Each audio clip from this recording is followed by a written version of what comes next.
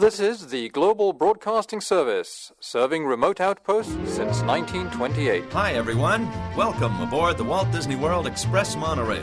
Caramba, we have something really big for you today. Welcome, foolish mortals. Now then, hang on to them hats and glasses, because this here's the wildest ride in the wilderness. This is the DBC Pod with Phil Schoen and Jason Dodge.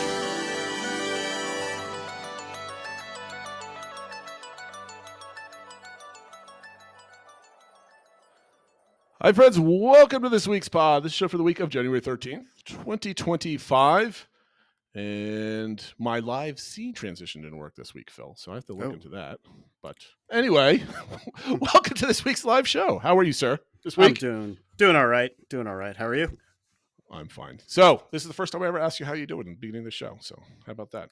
We got a great show today. We're going to talk about the arrival of the water park perk. That was one of our DVC engagements. I think it's a really good conversation to be having because everybody seems to be having it this week. And then we've got construction. We've got lots of construction, Phil. So we're going to you found a really good post by a gentleman by the name of Andrew25 on WDW Magic Forums that kind of spreadsheeted it all up, so you're going to go over that and explain it to me, and we're going to play a game with it. I think we're going to have a predictive game, and then top 3, bottom 3 World Showcase Pavilions, so that should be interesting. And we've got, if I looked correctly, we have different categories for that, right, Phil? That we're gonna fill out for that, I think, or we just for the World Showcase, going just like last week, top 3, just whatever you feel is however you want to rank them. What are your top 3 and bottom 3, and my top 3 and your bottom 3? We're just going to go for it. Similar to what we did last week with bathrooms. We're just expanding a little bit beyond bathrooms to entire pavilions now. Oh, look at that. We got Matt watching live today for the first time. Thanks, Matt, for joining us. And, of course, make sure you get your daily news with the Diz Happenings podcast every morning. I think 6 a.m. Eastern Standard Time. I know they're there when I wake up in the morning when I check, so it's early. They're quite I have to apologize. I did not get to today's episode. So he did some work on the intro that I suggested. So I got to listen to that. I got to do him a solid. Anyway, Phil, reminder for everybody, please join our Discord server if you enjoy watching this show. I got to get framed up here. I'm live. That's right. So I have to get working. Anyway, join us on Discord anytime. Join the conversation. And then also we've got everything on our social media at the DBC Pod. So please join. If you're watching this on YouTube right now, make sure you do the like and subscribe. That'd be appreciated very much. And Phil, this is your thing, and I'm glad Matt's here. We get to make fun of him because he wanted to get rid of the water park perk, but he might be changing his tune here a little bit. What's this all about? Yeah, so it was announced last year, and I kind of, at least for me, I kind of forgot about it until we hit 2025, because it was announced last year for starting in 2025 for people that on your arrival day, when you're staying on property at Disney World, you get an added perk, and there's always been a lot of talk about perks going away, which perks we want back. Right. They came up with a new one where on your arrival day, you get free complimentary, I shouldn't say free because it's included, complimentary access to whichever of the water parks is open. So either Typhoon Lagoon or Blizzard Beach. Now, it can only be used on your arrival day, but it's, for your whole family, access to the park. And it got a little bit of debate because people are like, well, I don't know how many people go to the water parks as it is, and then arrival days can kind of be stressful. So it kind of felt like, okay, it's great you have this, but there's so much going on arrival day. I'm not thinking about getting to a water park and stuff, but got us kind of thinking like, what are the scenarios that makes this a little bit more worthwhile, like for people that might take advantage of it, and also sort of what is the value of it? And I looked up, I didn't know what the current price was. Currently, a single day water park ticket is $74 for adults, $68 for kids. Yep. You can do an upgrade to your tickets for $74.55 if you want to do the water park and sports upgrade, or if you have an annual pass for the year, it's $99 on top. So just thinking about it, my upcoming trips, we have 2 people, so that would be $148 plus tax value. My entire family was going, that would be $370 plus tax. So if you could take advantage of it, I think there's some real value in there, in some ways more than, they used to give you the cheap magic bands or something like that. Like if you can use this, there's some serious savings there. But I don't know. I've never even taken the kids to a water park. I've done them when I was younger. My kids haven't gone though. So I don't know. What are your thoughts on this? Is this something that when you remembered that it was happening, where you're like, oh yeah, that's something I want to take advantage of, or I'll never do that, so it doesn't really matter to me? Well, I mean, we're a family of swimmers, right? So we've been to water parks. We did Great Wolf Lodge for the last couple of years, where we last year I think we did like 3 days in the hotel for the kids' birthdays. Pricey, but like they have a lot of fun. Have I ever done one at Disney? No, because the idea of going to a water park when I'm in the most expensive place in America is like I could do that back home pretty easily because we have access to some of those things around here. So I never really considered it on like a normal vacation. But when it was announced in 2025, I'm like, oh, that's kind of cool. I don't know if we'll take advantage of it, but maybe we could fit it in. And then, honestly, I totally forgot about the perk. And when it was like 2025 is coming around, oh, the water parks. I'm like, wasn't that already in effect? Because I think didn't I hear about that like almost a year ago? Yeah, it was. They announced it pretty early last year. So yeah, to answer your question, I am definitely taking advantage of it when we go down this summer for our 2025 trip. Because 2 years ago, if you remember from my trip report, we drove down, we stayed at like a Silver Springs hotel. It was all off property, and that just we went to Disney Springs, but I was able to recover from like the 20-hour drive to get down there, and then wake up fresh, and then like that is our check-in day, and off we go. Last year we didn't do that. We drove down, and we got there around 1:00 in on our check-in day, and I was just dead right for the rest of the day. So it wasn't a really magical start to my vacation because I was a zombie. So this year we're going to go back to driving down early, and because of that, we could wake up bright and early and go to the water parks. So we're already there on property, and I think we're definitely taking advantage of it. I think the kids will like it. I hope anyway. We watch videos of it. Yeah, no, I think that was one idea that some people talked about, like even saying like, if I wasn't planning to do that, would it be worthwhile to go down the day before, stay at an offsite hotel?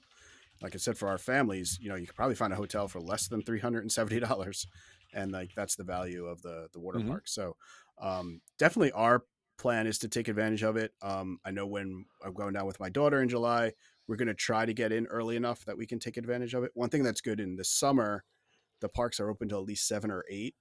So even if you get there at noon, 2 p.m., something like that, if you don't even get to the water park until 3 or 4, you still get a couple hours that are just bonus hours, right? So you're not paying for it. And then the other thing to keep in mind, it's kind of viewed, or I've been wording it as on your arrival day, but it's really your check-in day.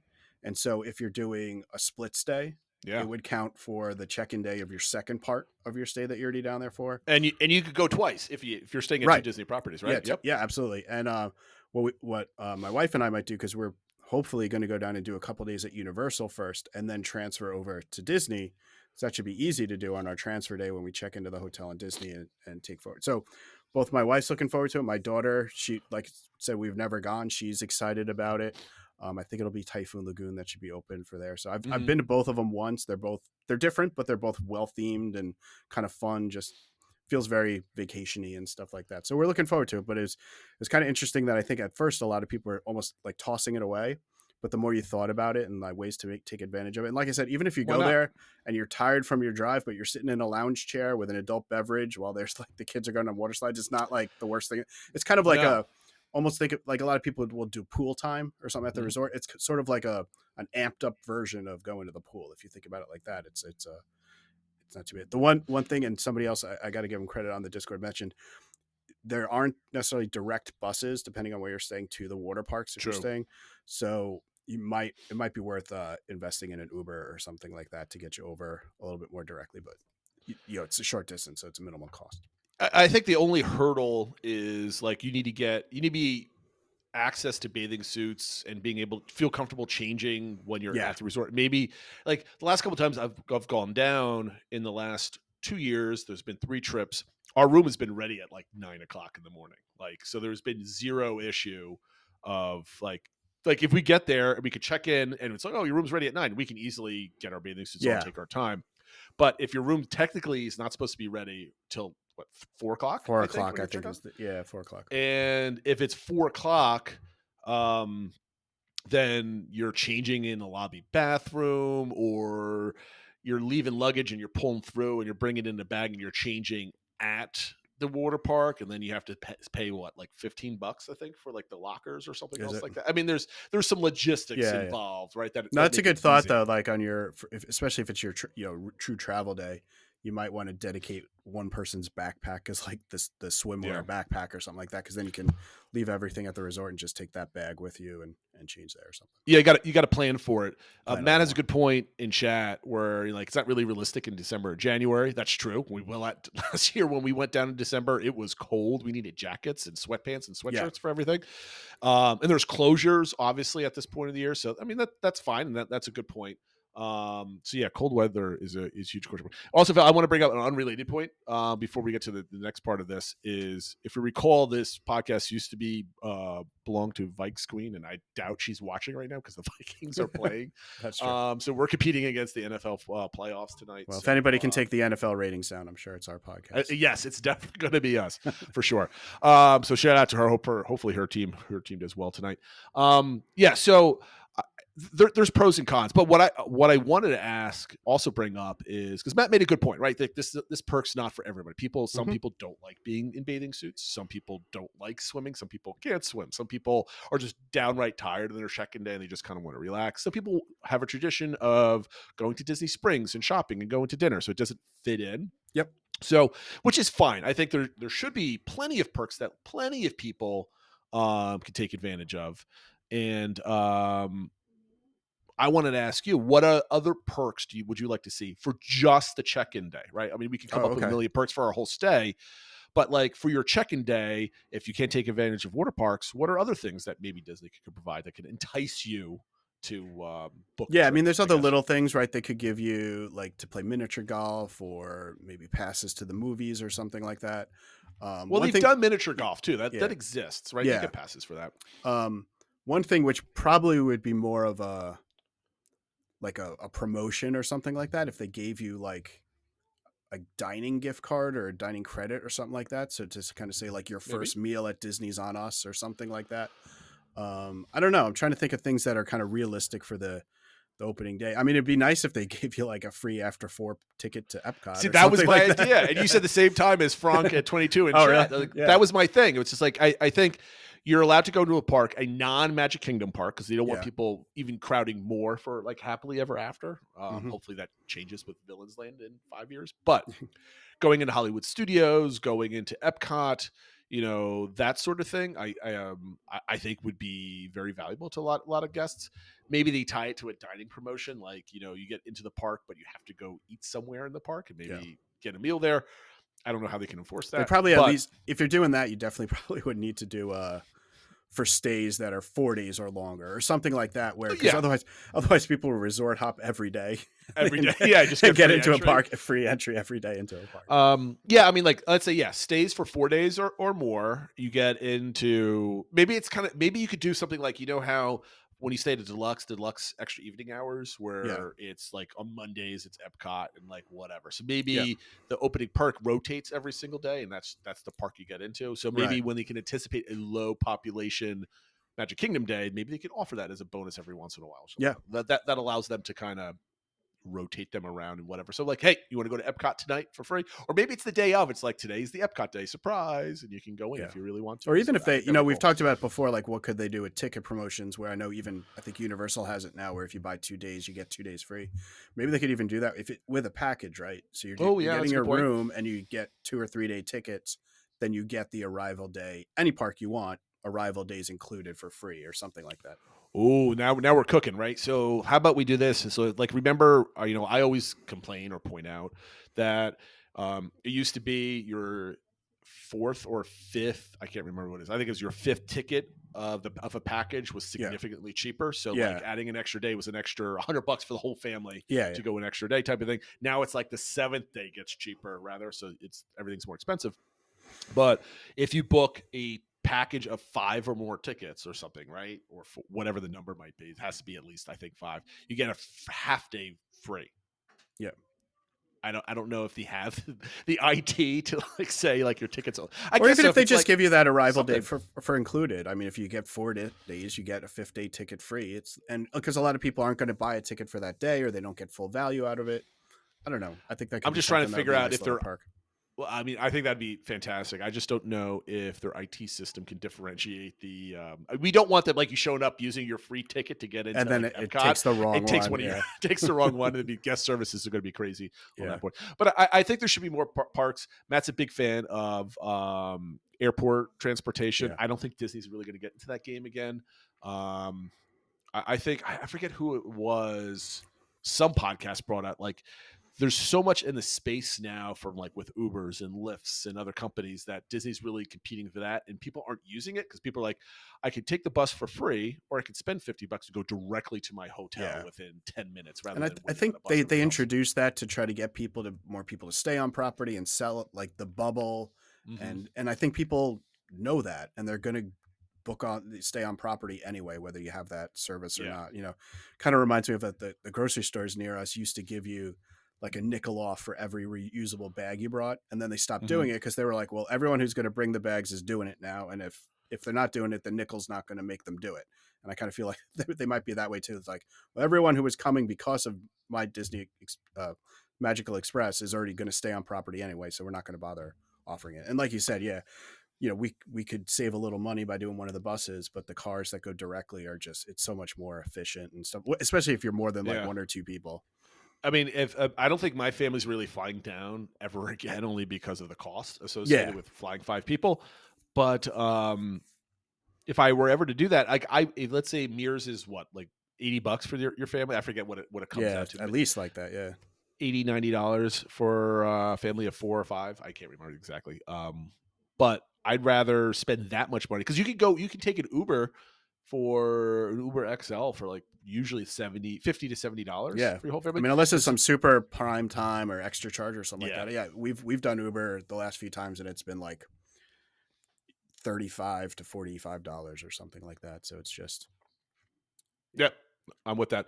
All right, so water parks and perks, I think Disney should add more of that type of stuff just to kind of differentiate them. And typically some of that stuff is stuff that they can like honestly give away for free and it doesn't cost them anything, assuming that the water parks aren't really crowded type of thing. I'm assuming that's what it is that they're realizing that they're not as crowded and that this is a perk they can afford to give away. So you wrote this whole thing up about construction timelines and predicting them and all this other stuff. We have charts and we're gonna put some predictions down here. How do you want to structure this? Because your first line is Dinorama, etc. Surprisingly, Big Thunder Mountain is starting up super quick. So I don't know how you wanted to put it. I don't want to step in any toes. So how do you want to so I put a topic in here that I'm calling predicting the construction timeline, because Disney is going fast and furious with this construction, and we know there's going to be a lot of construction all around property for the next number of years. And I thought it'd be interesting to get our predictions for like when all the different elements are going to start, when they're going to be finished. And the other way I was thinking about it is like, I was kind of taking your family, you're doing your family vacation in July. So if I'm a family that every July we do our annual vacation, like what is going to be open or closed for them each, July this year, July next year, July 27, July 20, like that type of a thing. Sure. Just to kind of say, like, okay, if I'm going July every year, is what's going to be available? Is there going to be something new each year? That sort of thing. Good point. So like I mentioned, so Dinorama is closed officially today. They put up some of those temporary barriers and that sort of thing.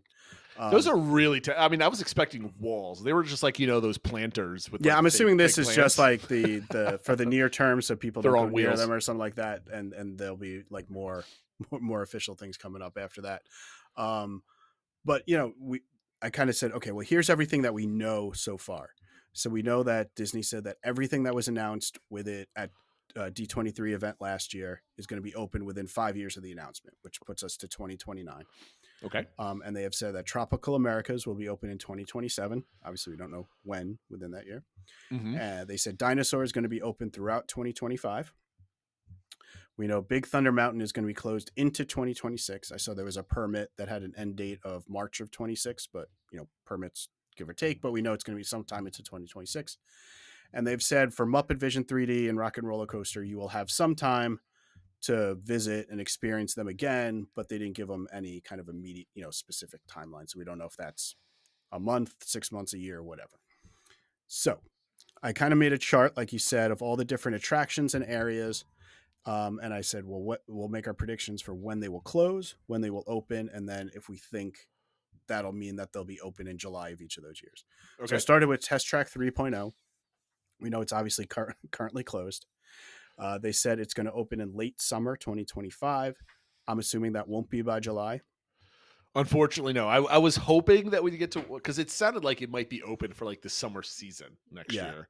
And then there was a little message saying late 2025, but then they changed it to late summer 2025. Yeah. So I'm guessing like August into September, like Labor Day is probably. Yeah. Well, I'm hopeful that I'm thinking maybe that's what they try to get it open for people that are down there for Destination D23, but we'll see. But that's the end of August, like right around Labor Day. I bet you when I go down there, they'll be doing previews. They could be, for sure. Yeah. So I said July 2025, obviously no. And then July next year and beyond, it'll be open. That's an easy one. That's an easy one. That's what I started off with, an easy one. The next one is Big Thunder, which is currently closed. We know it's going to open in 2026. So it's not going to be open this July. But when do you think it'll be open in 2026? Do you think it's going to be like first quarter, or like, because that'll be, just over a year? That is, if Matt's still listening, I think that's a great before or after date for is July, because Tiana's was a year and a half, right? Roughly, like was it January, February of the first year all the way up through July? So that was basically almost the same timeline. I don't think it's going to be open in July of 26. Okay, right? So you think it's going to be more like an 18-month plus project? Yeah, I mean, I'm thinking fall, right? Okay. Matt in chat says late 2026. He's being ambiguous as Disney on that one. I think July, August would be a good like under-over point, right? I think the track, I mean, like, this is what I wanted to bring up at the top of the segment. Like, literally the day after it closed, they were hauling track out of that thing. Yeah. Right? Like, they just started. Like, they didn't like slowly close it down, pick up some stuff. Oh, there's a piece of track here, piece of track there. That crane was busy, right? Yeah. So I think they're motivated to get the track in, to get that crane out of the skyline as soon as possible. I have no idea how long retracks take. Like, typically you can install like a bare steel roller coaster in like 6 to 8 months, right? Yeah. I think, and get it tested and going, that type of thing. This is a little bit more difficult because they're chopping around. They got to work around the mountain and like, I know. So sorry to ruin the magic. They're not actual railroad tracks. Yeah, exactly. So I think it's at minimum. I think your minimum 14 months just to get the track in. Okay. Then you're probably looking at another 2 to 3 months of testing for like safety testing, because it is a brand new track. It's not like Tiana's where you're using the existing infrastructure. It's like brand new, right? So they got to set that in. And then it's all the finalizing of all the theming and stuff like that. So I could see this going for the next 16 to 18 months. I don't think they want it closed that long, but I think also potentially, do you think because I think we'll see some closures of Rivers of America at some point, and I know you. Well, I think that's the big. That on your chart you do, yeah. Yes, so I know that's obviously a big part of it, and I think that ties in. Matt's mentioned that, and Frank has mentioned it online. Are they going to do other upgrades too? I think that's sort of the big question. Yes. There are speculations they're at least going to add the explosion scene that Disneyland has on the last uphill.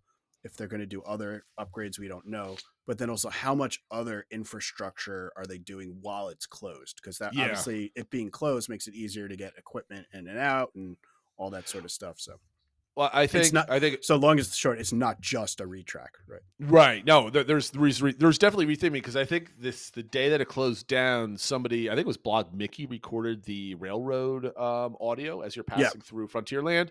And it said it will come back. I forget the exact words. It will come back with some new bangs or some new something. Let's see. Comes back with more of just not more track, right? So they're going to plus it up.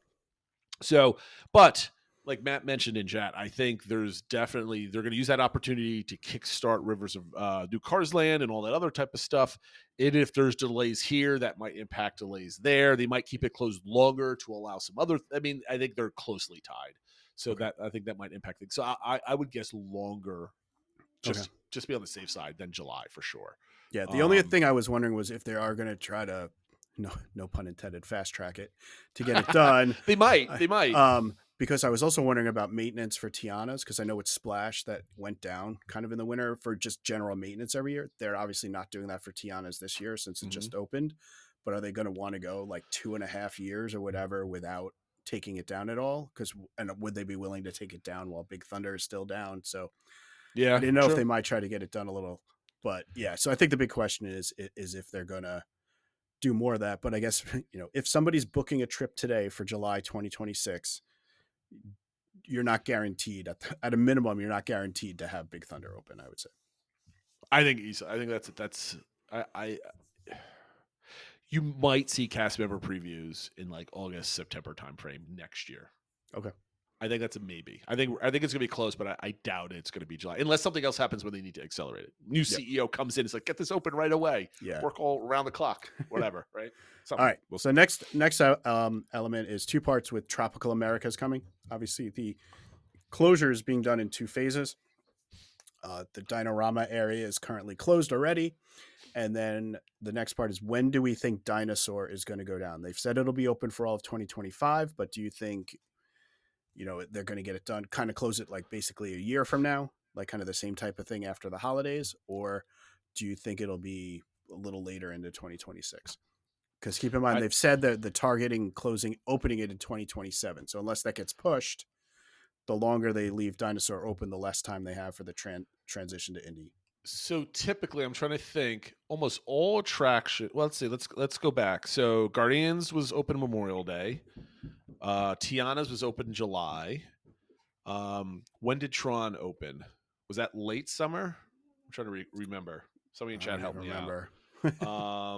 But like, I don't think was it Rise opening, or no? Falcon opened towards the end of the year, and then Rise came later on the following year, right? I think didn't Rise open like fall of 2019? Well, Galaxy's Edge opened in the fall of 2019, and then Rise didn't open until I think it was right after the New Year or something like that, right? Because it was because I remember we were planning a trip for February.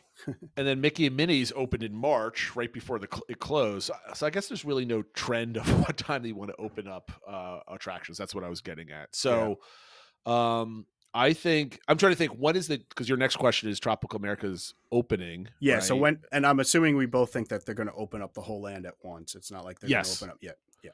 So for sure. The big thing is, when do we think Dinosaur is going to close, and when do we think the whole land will open?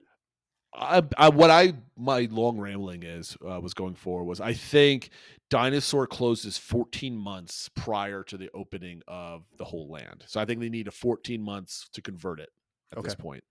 I could be completely wrong. Maybe they could do a lot of work beforehand, but because they're not retracking anything. Yeah, it's the same ride, and they could be doing a lot of the set and stuff. I mean, they are talking about making it like the best version of the ride and stuff, and so.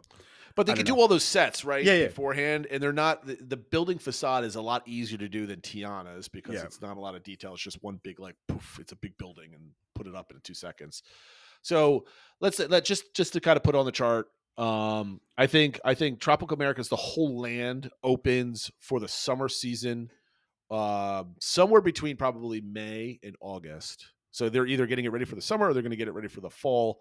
I think they would like it to be like Memorial Day 2027. Yeah, so that feels aggressive to me. I think it's going to be more of the fall. It could be. But I think that's what they were going to try to push for, in my opinion. But so that means Dinosaur probably goes down just around this time next year, I think. So it'll be all of 2026 in the first 4 to 6 months of 2027. Because that's what I think. I think it'll go down similar to how like Big Thunder did, time wise. So we'll get that announcement. Dinosaur is closing for the last time probably in like November of this year. Like, get your last rides in. Even though they kind of said that, like, Dinosaur will be open for the rest of the 2026 or 2025, so you can have your time to go see it if you want to. But I think they'll announce the closure date. Like, okay. So for the family traveling in the July, so if your family goes every July, for July 2027, do you think Tropical Americas will be open? I think there's a 60% chance it will be. Okay.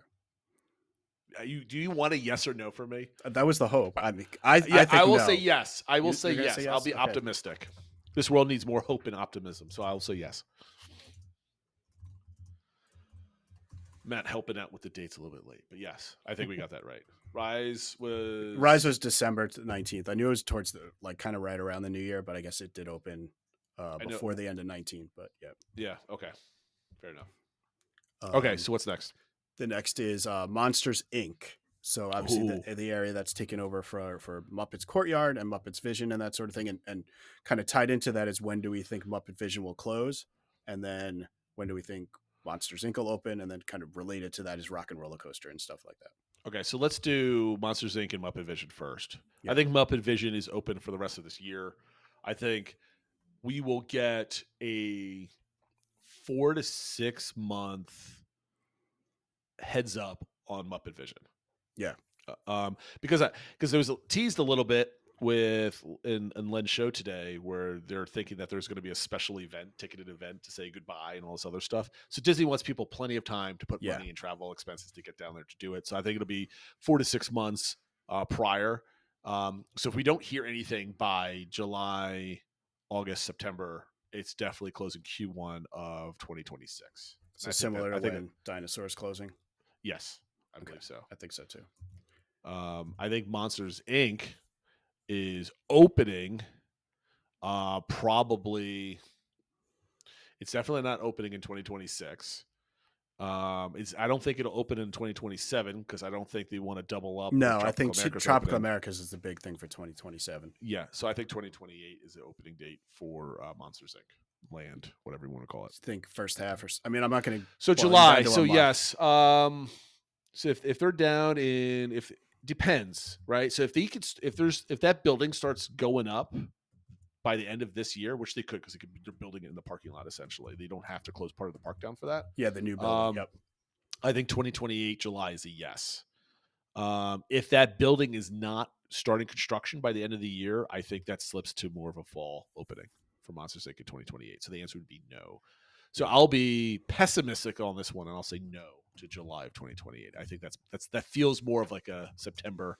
I think so too. Offering. I think because they haven't started construction yet, and it's a big building. I think like you said, and I think they're going to want you're going to want Tropical Americas to have at least a year on its own, right? That's the big pull. And if let's say it doesn't open for July 2027, that's going to be the big marketing thing for summer of 28 and all that sort of stuff. So yeah, no, I mean I think that's good. And Frank brings up this point that I see a lot is like, they say, well, Universal could open up a whole new park. I think it's easier to build a whole new park when you have just one giant construction zone, and it's harder to build something in a active theme park and parking lot too. So I think you have to give them a little bit more credit for that. And generally Disney has a history of building all new lands in 2.5 to 3.5 years. So if you go back from Galaxy's Edge, Toy Story Land, Pandora, and I guess we can't really count New Fantasyland, but all those kind of took 3 years ish, give or take 4 or 5 months from that point to open up. So they're being consistent with that. The only outliers to Disney construction in the last half decade is the EPCOT stuff and Tron because of Chapek and obviously the pandemic. So yeah, so I think Monsters, I think we're good on that one. Muppet Vision 2026. Do you think they announce it like just basically it's open up for the rest of the year and starting this time next year it closes down, or do you think it has legs further into 2026? That's a big question I have for it, because are they going to try to close Rock and Roller Coaster earlier and get it transitioned to Muppets over so it's ready to go with Muppets when Muppet Vision closes, or are they going to wait on that one? I don't think one relies on the other, in my opinion. I think they both could be open at the same time. I think they could both be one being closed and the other one's forthcoming, right? So I think they want Rock and Roller Coaster open for at least another year just because it's been closed a lot in the last year and a half because of these refurbishments. So I think Rock and Roller Coaster might go down this time next year. But I think the redo is only going to take like a 3 or 4 month overlay because that inside of that building is relatively empty. There's not much. It's like you're changing the studio section out with a new video, and I think the biggest change is going to be the facade because maybe they keep the guitar. I don't think they changed that, but maybe you could kind of tweak it a little bit and put put something like or put Dr. Teeth on it or something like that. So I know Matt is saying he thinks Rock and Roller Coaster goes down first before Muppet Vision. I closes, disagree. But... I think they want to keep that open for a while, especially with a lot of other stuff closing. Yeah, I could be wrong. I could be wrong. Yeah, I mean, if you're right though, and like it closes this time next year, now we're talking about, Big Thunder's still closed. They're closing, Muppet Vision. They're closing Dinosaur, and they're closing Rock and Roller Coaster all like this time next year. I don't know. I think I don't think they care so much because they're spread out across multiple parks. I think that's the only thing. I honestly don't think if the care if Muppet Vision and Rock and Roller Coaster are down at the same time. I think they can keep Muppet Vision open longer until they transition to Rock and Roller Coaster. I just don't think the transition from Rock and Roller Coaster is going to take that long. I really think they can do that. Depending on how much they're doing on the outside, the exterior of the building, I think they can do that fairly quick, to be honest with you, because it's really not. There's nothing on the ride. They're probably changing the ride vehicle a little bit, all the queue, and the actual ride building can't be too much. It's just a bunch of neon signs in there, glow in the dark stuff. So you think like Monsters and stuff like Muppet Vision could be open even 18 months? Yeah, I don't think they know, right? I think they're going to play it by ear. Well, that's what we're trying to figure out, right? So, I mean, I think anything that we guess, I don't think they have a plan for it. Is right. Yeah. So if we start thinking like if this goes down or this did, I think our logic really doesn't, work. So I think Muppet Vision probably is still open through January, February of next year, and then kind of closes going into 2026 spring break time.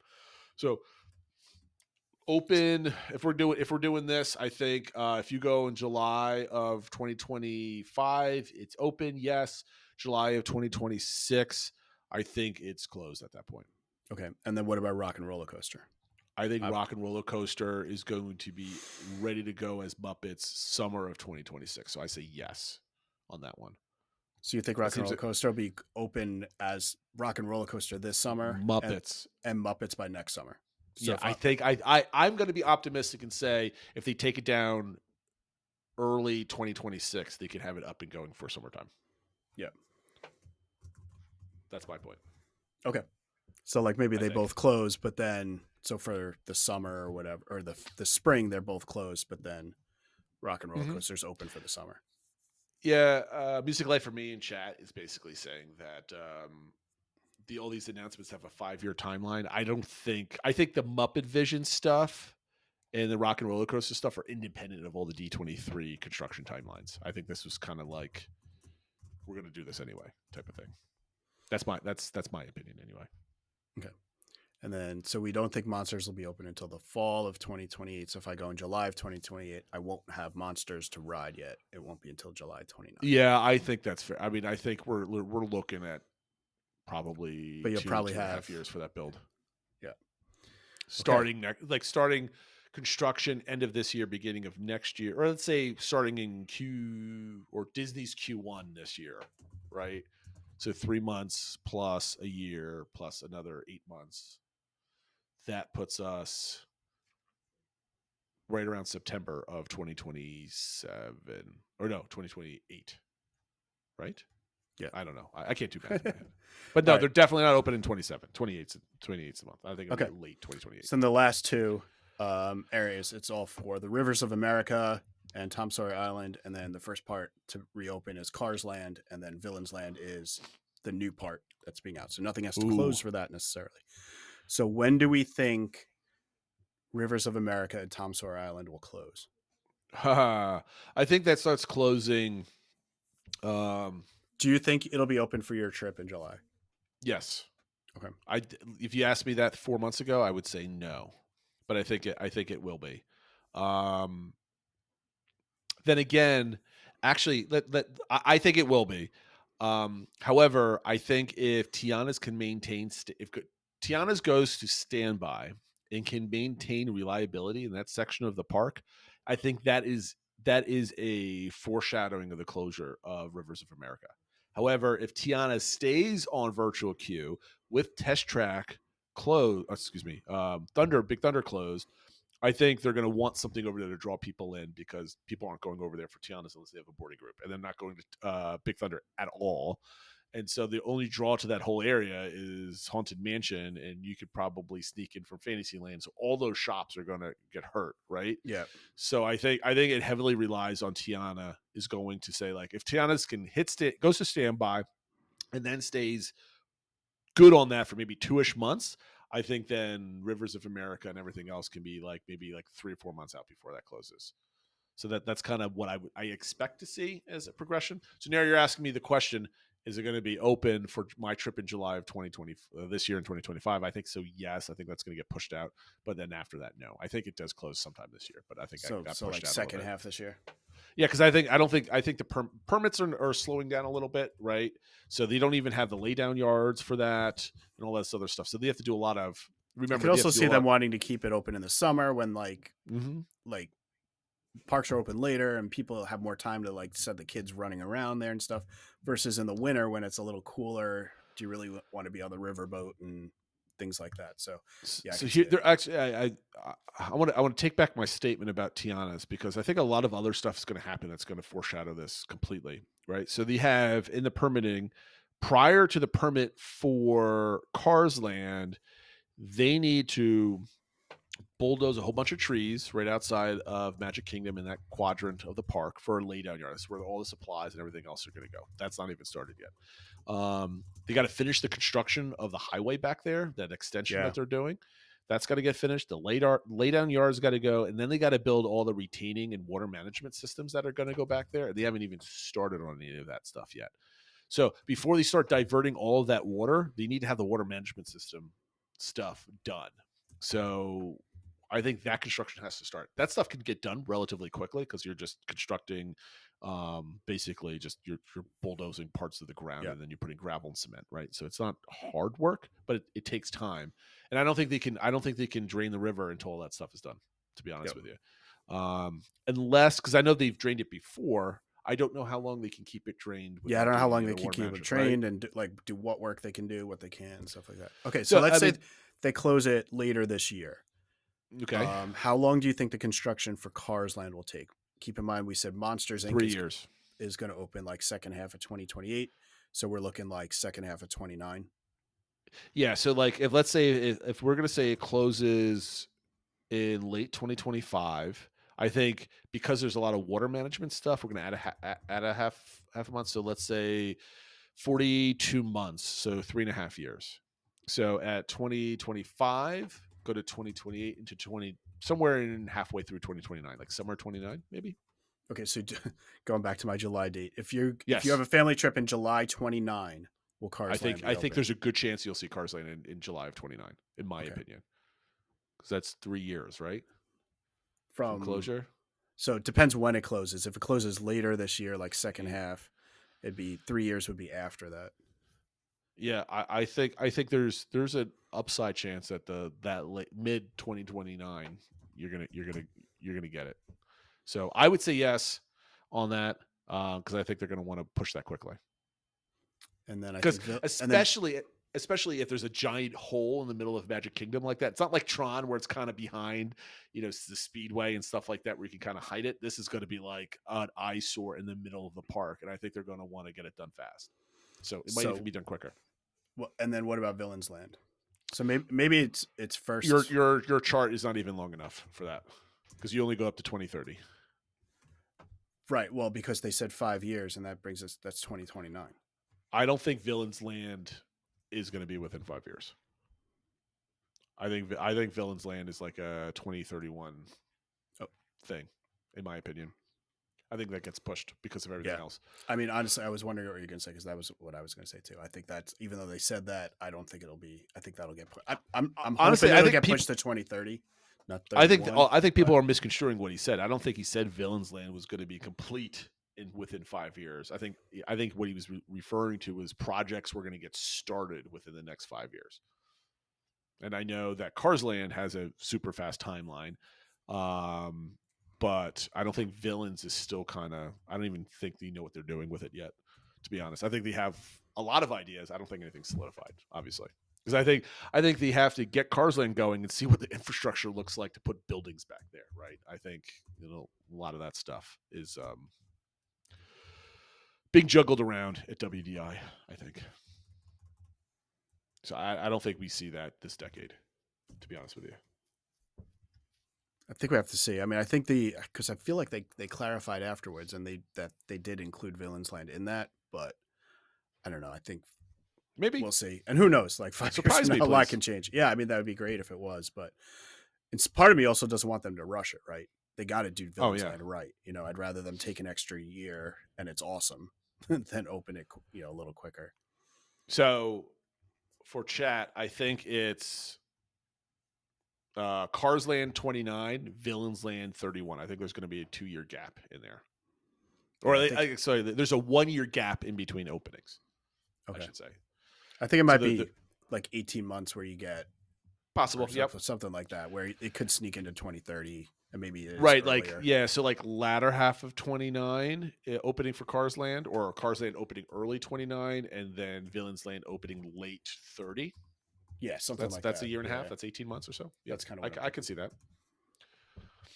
But it all depends on how fast they choose to move the cars. Because if they really want to move fast, it's not an extensive rebuild, right? It's one show. Well, it's all the infrastructure's the hard stuff. Yeah. So if that's not hard. That's not hard to do because that's just manpower, right? It's bulldozing, building, and all this other stuff. So if they want to throw people and money at it, they can get that stuff done pretty quickly. You do have to finalize because it's a new ride vehicle and stuff like that. That's going to be a lot of testing. I mean, obviously they could do it within 3 years, but it's. I think there's a chance that they could do it quickly. This is all highly dependent on who the new CEO is going to be and what he chooses to do. I think we have to move on because we're 47 minutes into the show. Right, so maybe I'll put out this chart into Discord and on social media and stuff like that, and we can kind of see what people react to that and stuff like that rather than go for it. Okay, 47 minutes. Let's skip, and we'll probably can go a little quick through our top 3, bottom 3 World Showcase pavilions. So in this, you have to indicate based on however you rank the pavilions, what's most important to you. And one thing is we're not going to count the Africa outpost because that's not like a full doesn't count pavilion and stuff like that. So you have Mexico, Norway, China, Germany, Italy, the United States, Japan, Morocco, France, United Kingdom, and Canada. And before we get started, just we haven't done a DBC recommends in a bit, but when I was researching some of this, I came across a really good page on WDW Prep School where they have all the different countries and they give an overview of everything, kind of what there is to do in each of them. It has a map for like a super detailed map on where even like the penny press machines are and everything. And then one thing that I thought was really cool, they have these like what they call checklists, and it's kind of like activities to do in each pavilion. So it seemed like a really neat thing to kind of print out when you have kids.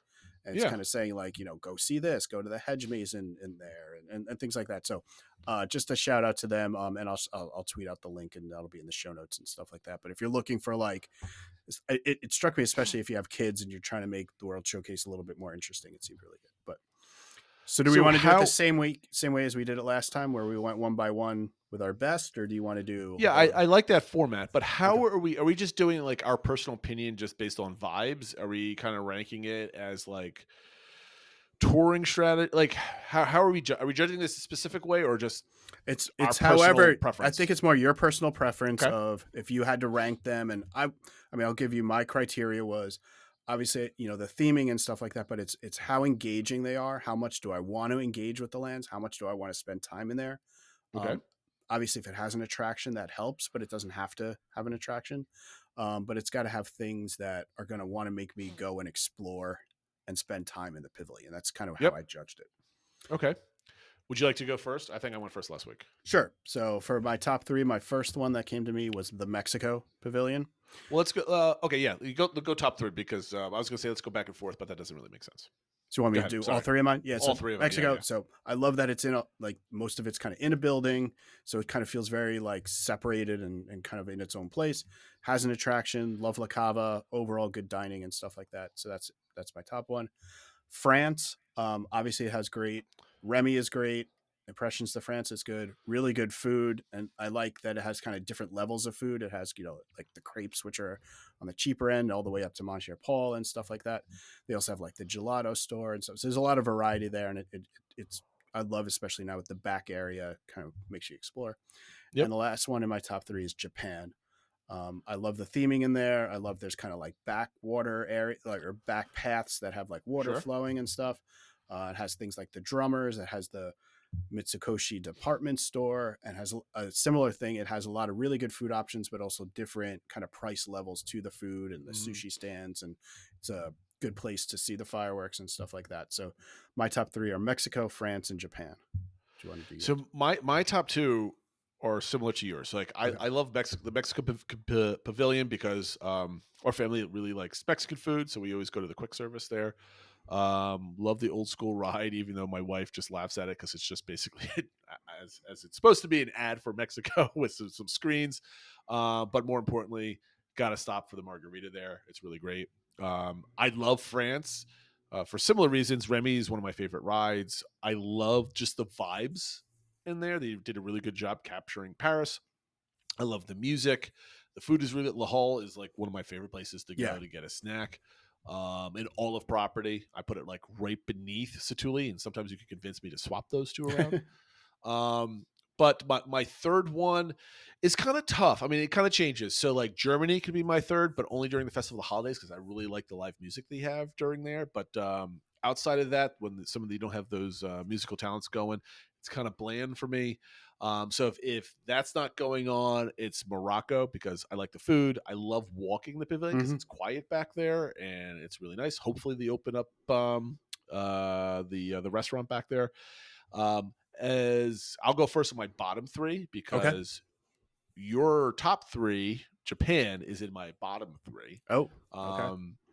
The reason for this is more of an annoyance than anything else. I think it's a beautiful area. I love the food in there. However, I have a love-hate relationship with that shop that they have there because I love going in and looking around, but I hate overstaying in there. And of course, with 3 young children, they wanted to see all the different tchotchkes. My wife likes shopping for like, oh, I get a little present for this person, a little here. And we end up with a bunch of like touristy like junk that comes out. It's not even Disney related. I know it does feel like you're spending a lot of money on stuff that's not Disney when you're at Disney. Yeah. So I dislike it for that. And just because of my wallet gets a little bit more empty at that point. And the kid's like, what? Fair. Can I get this? Can I get this? Can I get this? So if I could go in there and just spend like 10-ish minutes wandering around and kind of looking at things, I like that.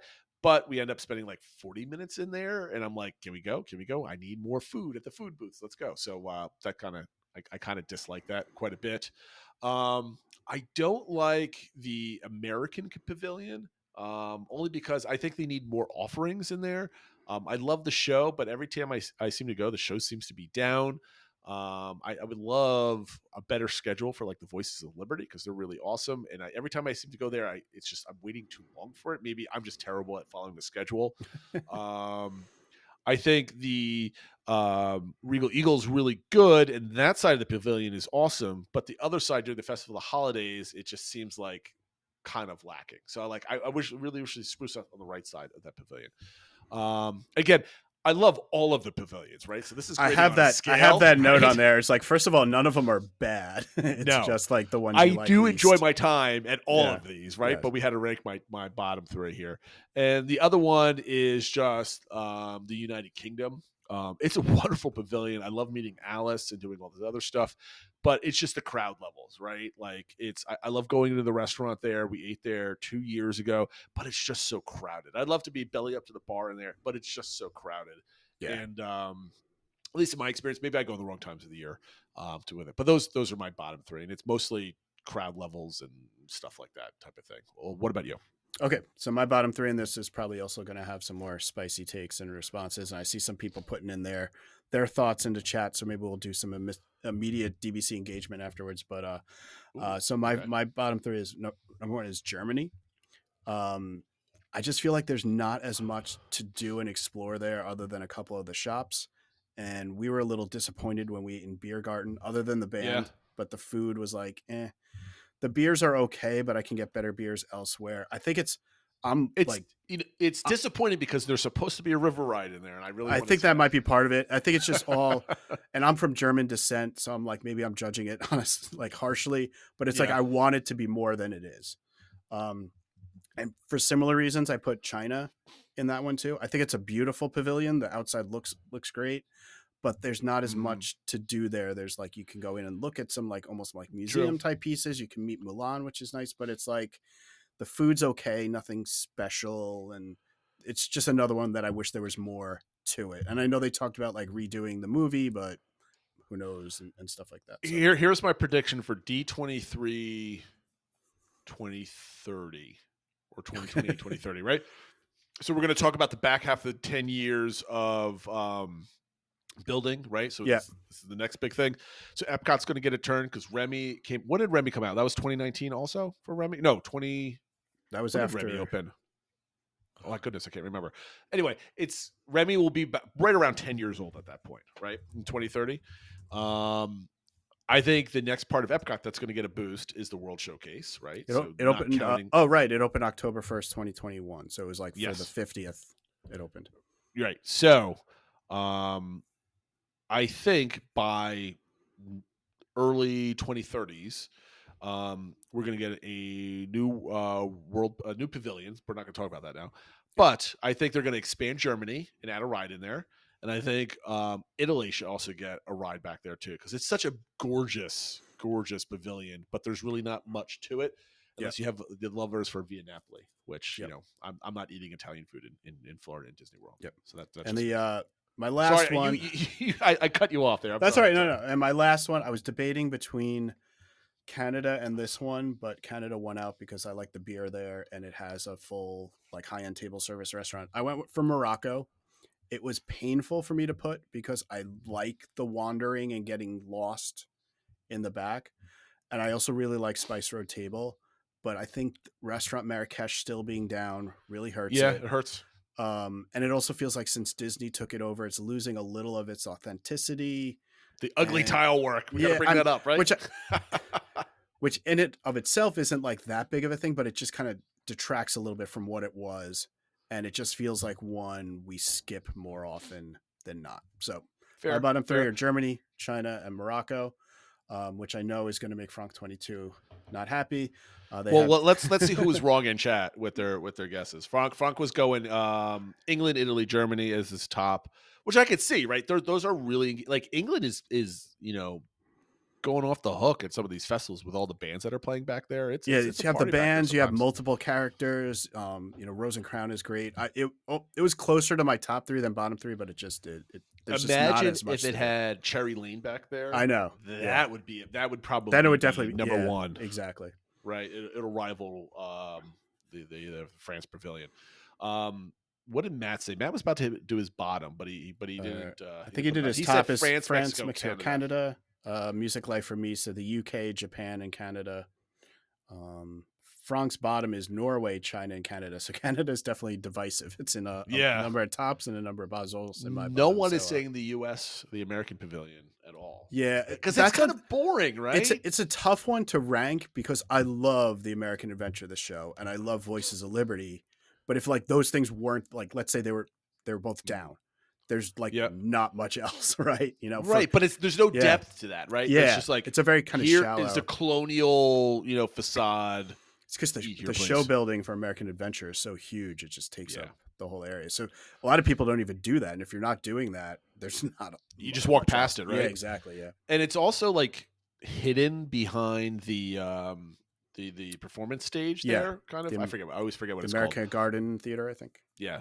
So like, if you're coming in from the World Showcase from the other side, not that it's hiding it, but it's like it's distracting when you're over there too. So like for like first or second time guests, you might end up walking past it because all you see is a big giant bar in front of a Regal Eagle. So we'll see.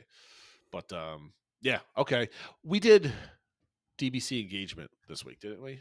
We did, yeah. So it was our DBC, the official DBC engagement was, are you planning on taking advantage of the announced discounts? Because we talked about the discounts last time, the room only or the free dining, or the arrival of the water park perk. And also first, apologies to LHA Conway for pronouncing her username as Iha Conway when I was very wrong. So want to make sure I get that correct. Yeah. This is now her podcast. Yeah, she can have it for a week in reparation. She just got back from down and back with her son, and she said it was great. So we love those types of things. So yeah, absolutely. I guess I can go real quick. I'm using the room only discount when I go down with my daughter Emma. we booked Pop for 20% off, which still brings it down to $180 a night, which isn't too bad for on site. And we are planning to use the Arrival Water Park, but some of that'll depend on, no delays getting in and stuff like that. But we are hoping to use it. And as I mentioned, when I go with my wife in August, we are going to use the Water Park perk when we transfer. Who's saying this? What? Who's engagement responsible? This is mine.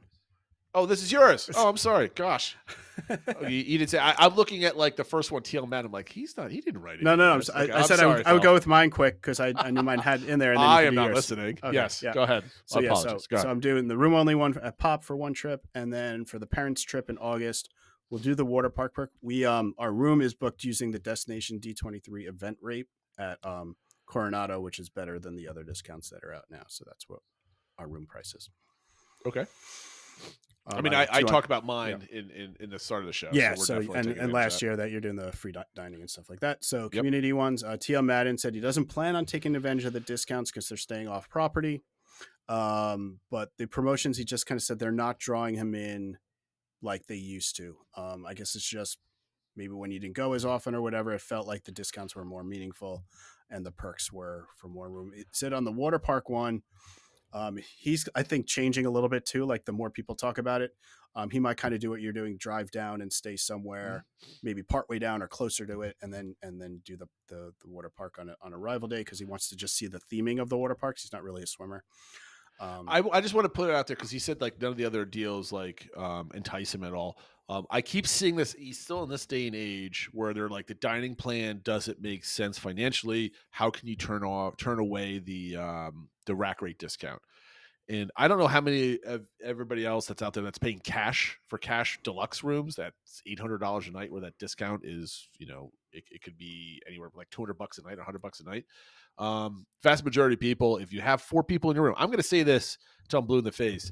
Look at the math for the quick service dining plan. It could save you $100 to $200 a night, and 20% off a $200 room is only $40, right? $40 is still $40, but compared to, a couple meals. Yeah. As long as that lines up with how you want to do your dining, or if you, or we're looking to the upgrading to the table service, that's what you want to do. You got to do the math, but don't just, well, I mean, like a $25 or 25% or a 30% discount on a $300 room, which is an average for a moderate, right? Yeah.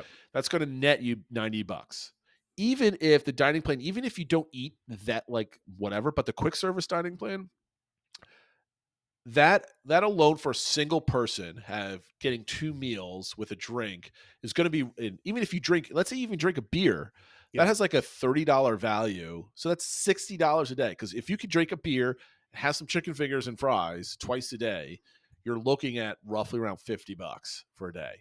Are you saving $50 on your room? If you have 2 people, you definitely are saving more than a 30% discount. If you're staying by yourself, I think that's the only time you just don't consider it whatsoever. Right.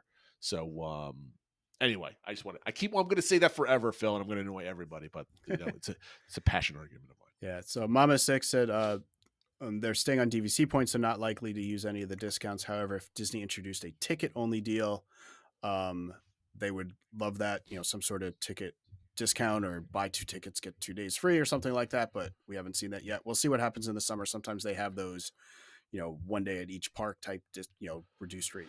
But we'll have to see about that. I think they'll have that this summer because I think they didn't. You took advantage of it last year. Yeah. I don't think they announced it until like April-ish. Yeah, it was later. Yeah, we just hadn't gotten our tickets yet, and we were only going to do like 2 days or something like that. And then when they announced that, we did more.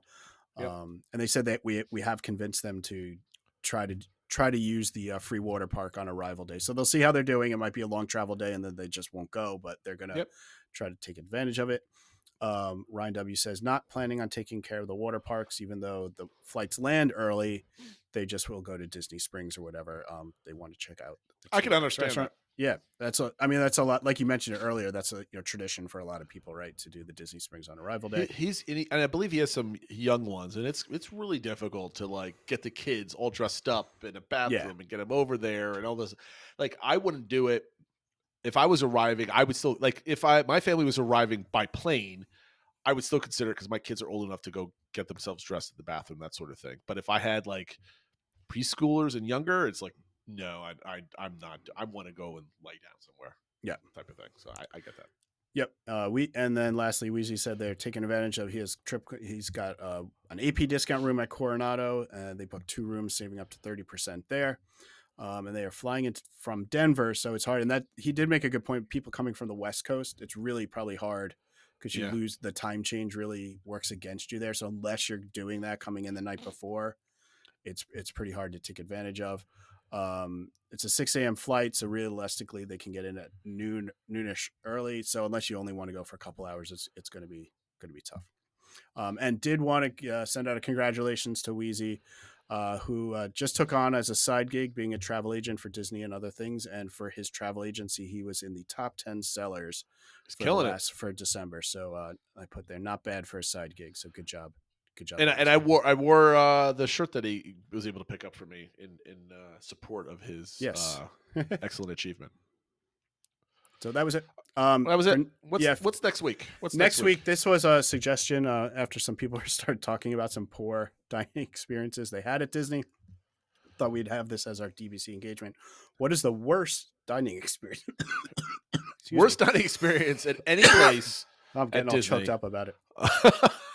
Worst dining experience at Disney or any place you will never, or are there any other places you will never return on property?